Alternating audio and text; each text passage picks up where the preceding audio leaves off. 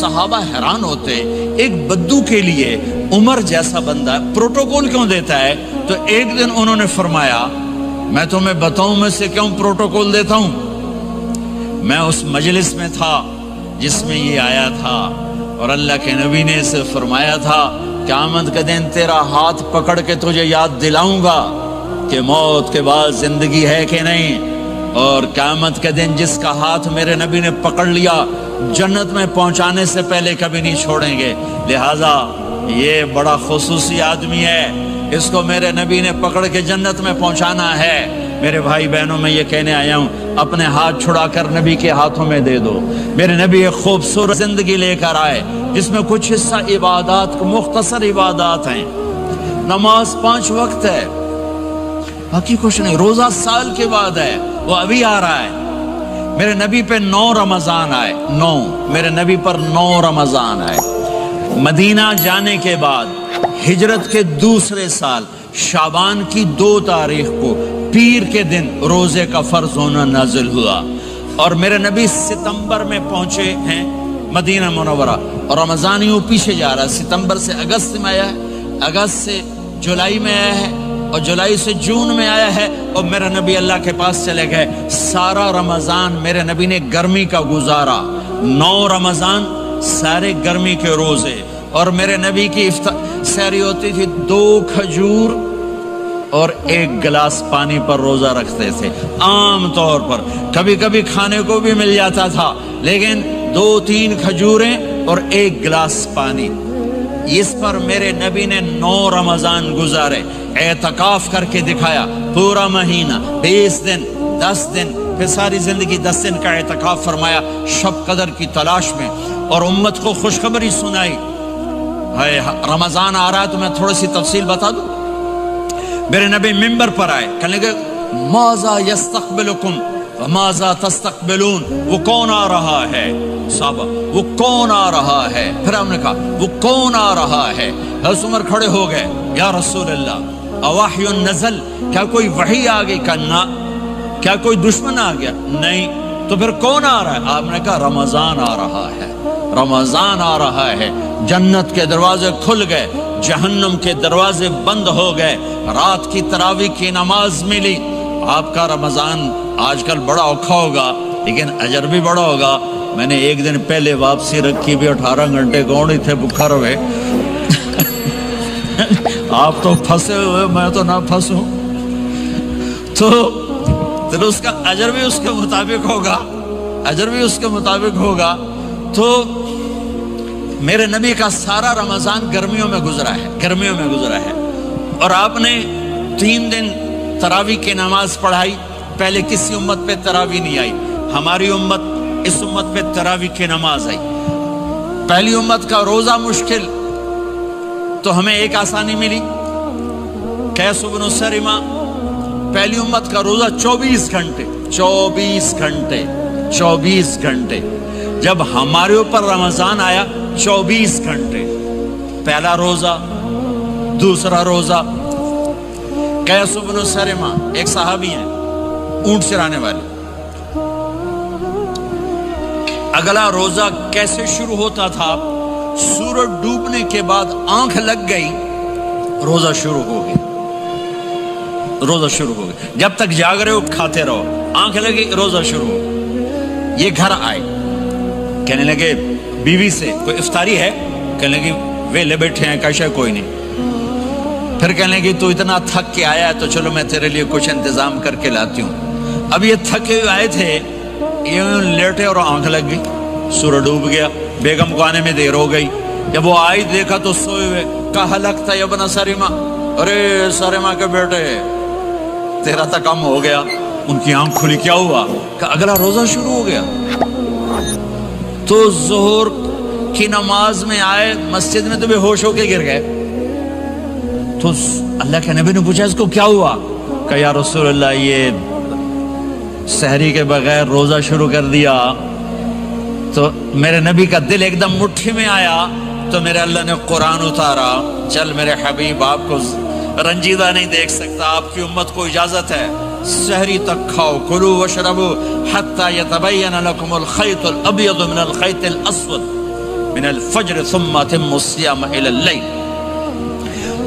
رات کو آسانی کر دی، کھاؤ پیو.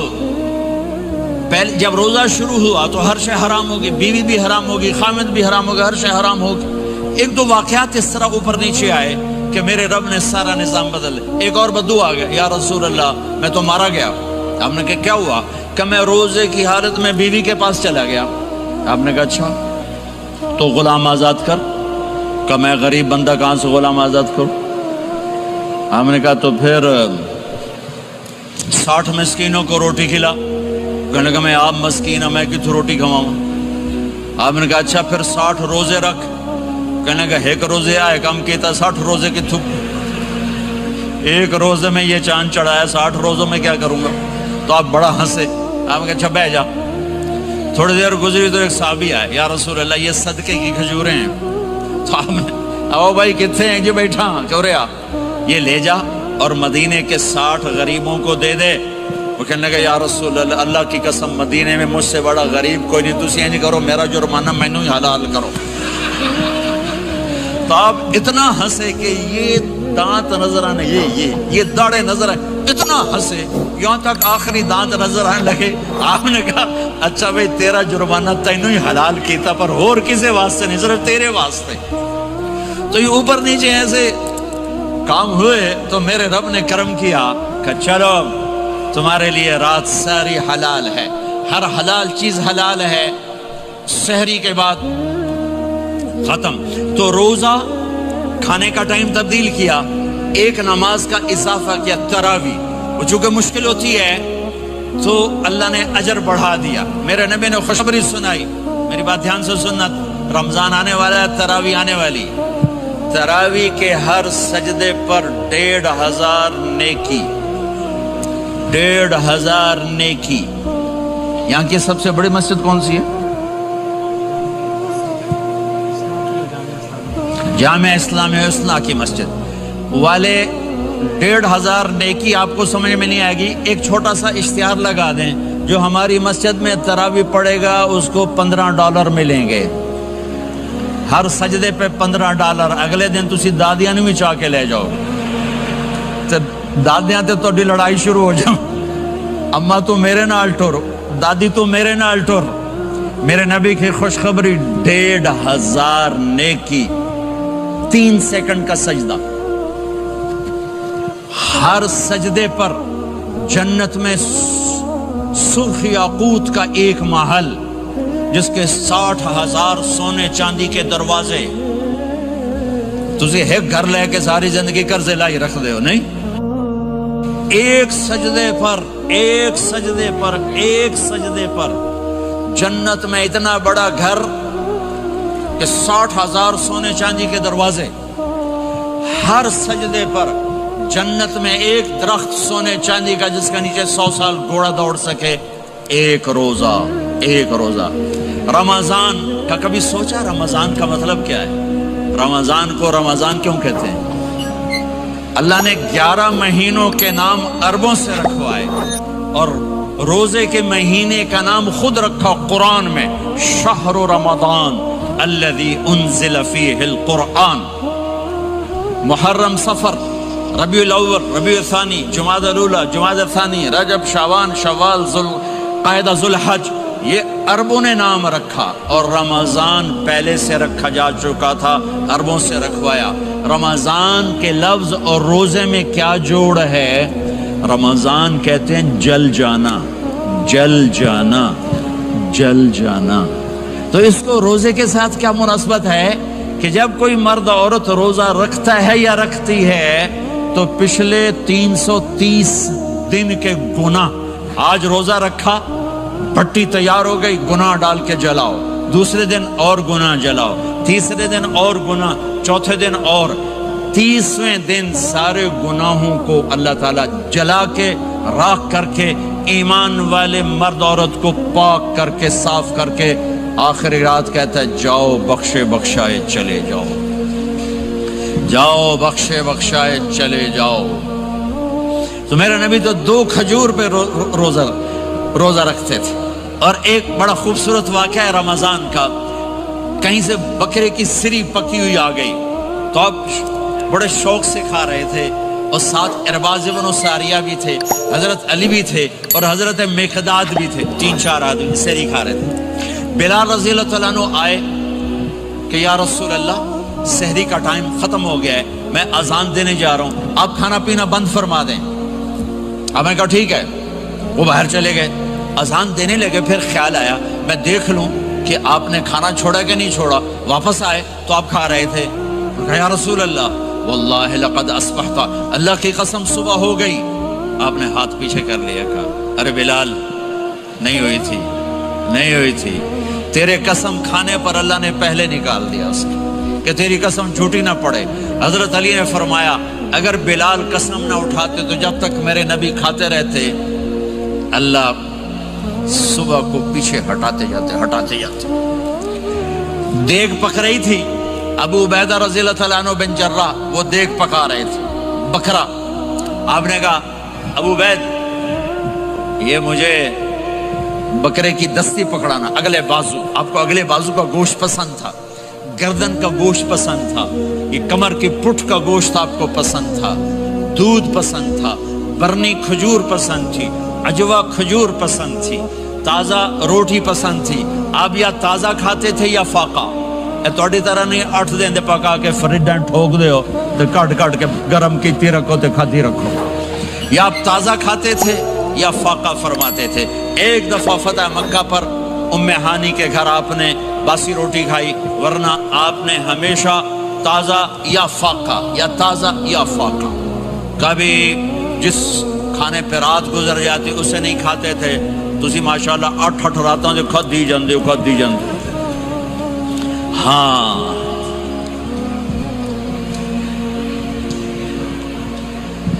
تو کہنے لگے عبید یہ دستی پکڑانا، تو انہوں نے ایسے بکرے کا بازو نکال کے پورا آپ نے یوں پکڑا، نوچ کے پھینکا، کہ دستی پکڑانا، آپ نے انہوں نے یوں نکالا ڈوئی سر، آپ نے پکڑا کھایا، کہا مجھے بکرے کا بازو دستی پکڑانا۔ کہا یا رسول اللہ بکرے کی 2 ہی ہوتی ہیں۔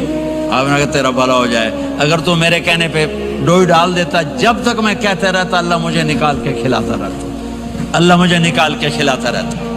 اللہ نے رمضان بھیجا ہوا ہے، رمضان آ رہا ہے، اللہ کی رحمتوں کا جنت کے دروازے کھل گئے، جہنم کے دروازے بند ہو گئے، ایک دوسرے کو معاف کر دو، روزے کی حفاظت کرو۔ آپ بہت سے بہن بھائی آئے بیٹھے ہو، لڑے ہوئے ہوگے، ناراض ہو گئے، میاں بیوی لڑے ہوئے ہوں گے، بھائی بہنیں لڑی ہوں گی، رمضان آ رہا ہے، تیاری کرو۔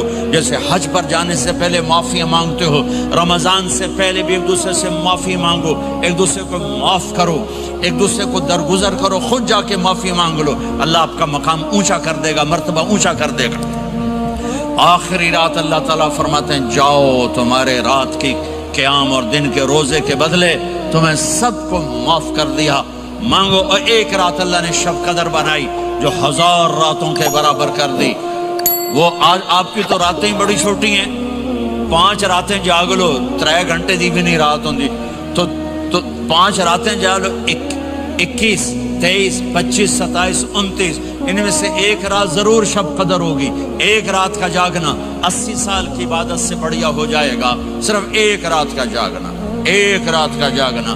ایک شرط ہے، دل میں بغض نہ ہو، نفرت نہ ہو، حقارت نہ ہو، کسی مسلمان کو حقیر نہ جانو، بلکہ کسی انسان کو حقیر نہ جانو، تو آپ کی بندگی اللہ کی بارگاہ میں پہنچ کر آپ کے مقام کو اونچا کر دیں گی۔ تو عبادات میں ایک نماز ہے، پھر کو روزہ ہے، پھر زکوٰۃ اور حج مالدار لوگوں کا فریضہ ہے، غریبوں کا نہیں ہے، متوسط طبقے کا نہیں ہے۔ تو عبادات کا جو نصاب ہے بڑا مختصر ہے۔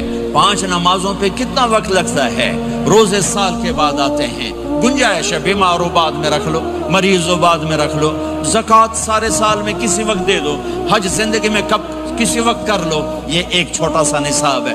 دوسرا میرے نبی کی زندگی کا پہلو جسے میں ہائی لائٹ کرنا چاہتا ہوں، جو نمایاں ہے، جو روشن ہے، وہ میرے نبی کی زندگی ہے، وہ میرے نبی کے اخلاق ہیں، وہ میرے نبی کا درگزر ہے، میرے نبی کا پیغام محبت ہے۔ میرے نبی نے فرمایا اسلام کا سب سے مضبوط عمل کیا ہے؟ ایو اور الاسلام اوثق؟ صحابہ نے کہا الصلاۃ، نماز۔ आपने कहा नहीं। जिहाद, आपने कहा नहीं। रोजा, आपने कहा नहीं। हज, आपने कहा नहीं। इस्लाम का सबसे मजबूत अमल क्या है? सहाबा, नमाज, जी नहीं, नहीं। जिहाद नहीं, रोजा नहीं, हज नहीं। अच्छा या रसूल अल्लाह फिर क्या है? सुनो और से तवज्जो से, मेरे नबी ने फरमाया इस्लाम का सबसे मजबूत अमल आपस में मोहब्बत करना है। अल्लाह के लिए मोहब्बत करना है, अल्लाह के लिए मोहब्बत करना है, अल्लाह के लिए मोहब्बत करना है। इस्लाम पैगाम मोहब्बत है। मेरे नबी की ज़िंदगी मोहब्बत की पूरी तस्वीर है। किसी से नफरत नहीं, बुग़्ज़ अल्लाह के लिए, मोहब्बत अल्लाह के लिए। ये इस्लाम का सबसे मजबूत अमल है। मेरे भाइयों, मेरी बहनों, अब दूर दराज जगह में हो, अब आप यहीं के, जिनके पास पासपोर्ट हैं वो यहीं के शहरी हैं। ये आपका देश है, ये आपका वतन है, इसे मोहब्बत से भरो। पाकिस्तान की नफरतें यहाँ न जिंदा करो, हिंदुस्तान की नफरतें, बंगाल की नफरतें यहाँ मत जिंदा करो। आपस में उम्मत बन के रहो, मजहब के नाम पे मत लड़ो।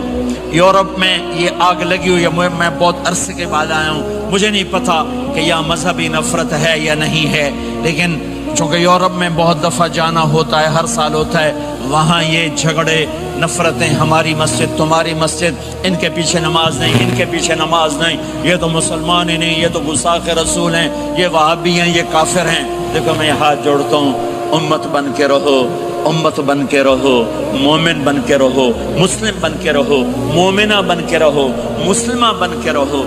इख्तिलाफ राय को बर्दाश्त करो। यहाँ चांद के मसले में इख्तिलाफ होता है, रोज़े के टाइम में इख्तिलाफ होता है। उलमा से कहता हूँ इस इख्तिलाफ को मिटाओ, जिसमें सहूलत हो सारे वो ले लो।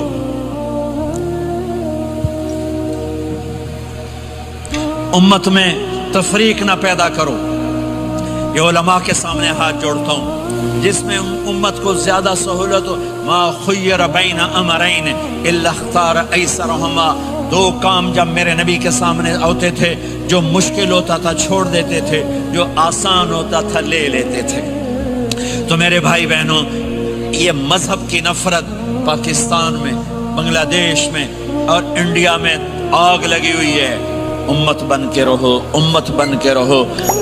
अगर आप और मेरा मसाइल में इख्तिलाफ है तो ये हमारी मोहब्बत को ना ख़त्म करे, हमारे ताल्लुक़ को ना ख़त्म करे, हमारी नफ़रतें ना पैदा हों। इख्तिलाफ है, शुरू से था, आज भी है, आइंदा भी रहेगा, लेकिन अल्लाह के वास्ते, अल्लाह के वास्ते, अल्लाह के वास्ते इसको मोहब्बत में बदलो, इससे मोहब्बत में बदलो, इससे मोहब्बत में बदलो। इख्तिलाफ राय को बर्दाश्त करो। मज़हब के नाम की नफ़रत को हवा ना दो, हवा ना दो, इसको ठंडा करो, इस पर पानी डालो, इसे भड़काओ नहीं, इस पर पानी डालो। मेरे नबी ने अब्दुल्ला बिन उबई से निबाह करके दिखा दिया, जो मुनाफिकों का सरदार, बाकी मुनाफिकों का तो किसी को पता नहीं था सिवाय मेरे नबी के।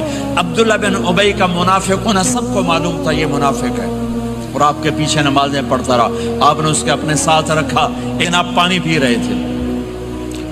अब्दुल्ला बिन उबई के बेटे अब्दुल्ला पक्के साहबी थे। कहने लगे, या रसूल अल्लाह थोड़ा पानी तो बचा दें। आपने कहा क्या करोगे? कहा अपने बाप को पिलाता हूँ, शायद ईमान मिल जाए। आपने पकड़ा दिया, घर आया, कहा अब्बा ये पानी पी ले। कहने लगे ये क्या है? कहा ये मेरे नबी का बचा हुआ पानी है, पी ले, शायद तुझे ईमान मिल जाए। सुनो, कहने लगा वहां से किसी का पेशाब लिया, वो पी लूंगा, ये नहीं पीता। किसी का पेशाब लिया, वो पी लूंगा, ये नहीं पीता। वो वापस जाकर कहने लगे, या रसूलल्लाह इजाजत है मैं इसका सर उड़ा दूं? आपने कहा नहीं, तेरा बाप है, ये काम नहीं करना। मैं नहीं चाहता कि लोग कहें मोहम्मद अपने साथियों को कत्ल करता है। और जब वो मरा कमबख्त, उनके बेटे आए, या रसूलल्लाह मेरे बाप को जनाजा पढ़ाएंगे? आपने कहा पढ़ाऊंगा। कफन देंगे? का दूंगा। का अपना कुर्ता दे दे। आपने कुर्ता उतार के दे, जा उसको कफन दे दो, को शायद कमबख्त बख्शा जाए। है اور اب اتنی نفرت ہے کہ ایک دوسرے کا جنازہ بھی نہیں پڑھتے، سلام بھی نہیں کرتے، مسجدوں میں لڑائیاں ہو رہی ہیں۔ آپ نے کرتا دیا، اس کو پہنایا، آپ جنازے کے لیے کھڑے ہوئے، حضرت عمر آگے آ گیا، یا رسول اللہ آپ کو پتہ یہ کون ہے؟ کہ عمر مجھے بتاتے ہو یہ کون ہے؟ مجھے نہیں پتا کون ہے۔ کو پہ اس کا آپ جنازہ کیوں پڑھ رہے ہیں؟ کہ اللہ نے کہا ہے پڑھ یا نہ پڑھ میں معاف نہیں کروں گا، تو میں پڑھتا ہوں شاید اللہ معاف کر دے۔ یہ میرے نبی کے اخلاق ہیں، یہ میرے نبی کے اخلاق ہیں، یہ میرے نبی کی خوبصورت زندگی ہے۔